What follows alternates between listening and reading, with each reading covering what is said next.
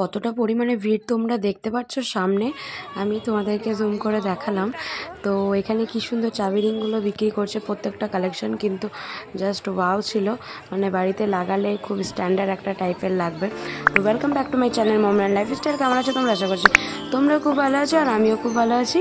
তো তোমরা দেখতেই পেলে চাবি রিংয়ের কালেকশনগুলো কতটা সুন্দর, নিয়ে জাস্ট দেখছিলাম আর কি। তো এই হচ্ছে আমাদের মূল আকর্ষণ, যেটার জন্যে আমার মেনলি আসা। 10 বছর পর আমি এই জগন্নাথের রথটাকে দেখতে পেলাম, আর তোমাদের কাছে শেয়ার করবো না সেটা তো হতে পারে না। তো দেখতে পাচ্ছ জগন্নাথের রথটাকে দেখে আমার কিন্তু মনটা খুব ভরে গেল। তো আশা করছি তোমাদেরও খুব ভালো লাগবে যে রানীগঞ্জে আসলে রথ দেখে। যারা দেখোনি তারা দেখে নাও এই ভিডিওর মাধ্যমে, আর অবশ্যই কিন্তু একবার হলেও এসো এখানে, মন কিন্তু শান্তি হয়ে যাবে। আর এখানে কিন্তু ডালাও পাওয়া যায়, তোমরা পুজো দিতে পারো। আমরা যেহেতু হসপিটাল থেকে বেরিয়ে এসেছিলাম তাই দূর থেকে প্রণাম করলাম, আর পুজো দিইনি, আর দেওয়াটা উচিতও নয়। তো ছেলে যেহেতু ছোটো তাই ওকে ফুল পুষ্প ঠেকিয়ে দিল। আর তোমরা তো সবাই জানো একটা কথা প্রচলিত আছে আর কি, কথাটা হচ্ছে জগন্নাথ কিন্তু রথের সময় মাসির বাড়ি আসে, তাই জগন্নাথের রথটাও কিন্তু এখানে মানে রাজবাড়ি থেকে এইখানে মাসির বাড়ি অবধি আসে। তো তোমাদেরকে সেটা শেয়ার করলাম আর কি। আর এখানে কিন্তু আমার ছেলে মেলাতে ঘুরতে ঘুরতে দেখতে পেয়ে গেছে যে প্লেন আছে, তো প্লেনটাতে চাপার জন্য তো বায়না ধরেইছে, তো প্লেনে চেপে গেছে। আর এর পাশে যেই বিল্ডিংটা তোমরা দেখতে পাচ্ছ ওটা কিন্তু আমার স্কুল, তো ওখানেই আমি পড়াশুনো করেছি ক্লাস 1 থেকে ক্লাস 7 অবধি, মানে গোটা শৈশবটাই আমার এখানে রানীগঞ্জে কেটেছে। তারপরে ক্লাস 7 থেকে এইচএস অবধি আমি পান্ডাগোসর থেকে পড়েছি। তো দেখতে পাচ্ছ এখানে রানীগঞ্জের রথের মেলা, এটাই হচ্ছে আমার জন্মভূমি। তো আশা করছি তোমাদেরও ভিডিওটি খুব ভালো লাগবে, সবটাই শেয়ার করছি। আমি যে তোমাদেরকে বলেছি আমার ভালোটাও শেয়ার করব, আমার খারাপটাও কিন্তু তোমাদের কাছে শেয়ার করবো।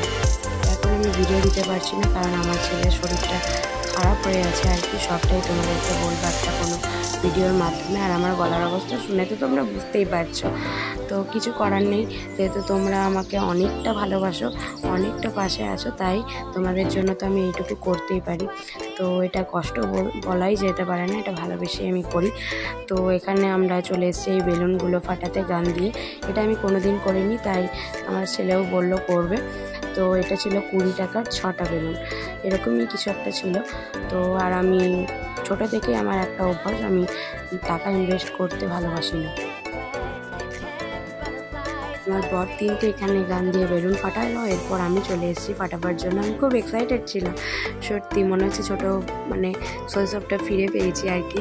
তো যাই হোক, নিজের জায়গায় এসে আমি খুব এক্সাইটেড, আর এগুলো পেরেছি আর কি। তো ছেলেটাকে শেখাচ্ছি যে কীভাবে দৌড়তে, ও গান পেয়ে খুব খুশি। তো ভিডিওটা তোমরা দেখতে থাকো, আশা করছি তোমাদের খুব ভালো লাগবে। আর ভিডিওটা প্লিজ আমার চ্যানেলটি কিন্তু অবশ্যই সাবস্ক্রাইব করে দিও, পাশে থাকা বেল আইকনটি ক্লিক করে দিও, যাতে করে আমি নতুন কোনো ভিডিও ছাড়লে তোমরা কিন্তু আগে দেখতে পাও।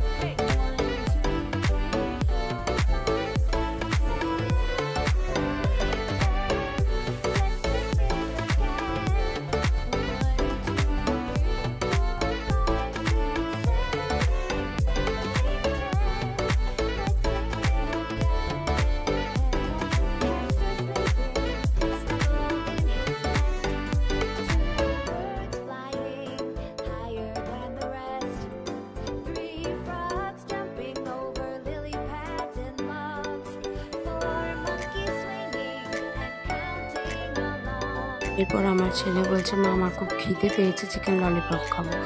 তো ও খায়নি, ওর বাবা আর আমি খেয়েছি আর কি। ও 1 পিস মতনও খায়নি, ও অর্ধেকটা। তো খেতে যাচ্ছে, গরম লাগছে বারবার, ও আর খেতে পারছে না। তো দেখা হচ্ছে নেক্সট কোনো ভিডিওতে। থ্যাংকস ফর ওয়াচিং ভিডিওটা দেখার জন্য অনেক অনেক থ্যাংক ইউ। দেখা হচ্ছে নেক্সট ভিডিওতে। বাই, সবাই ভালো থেকো।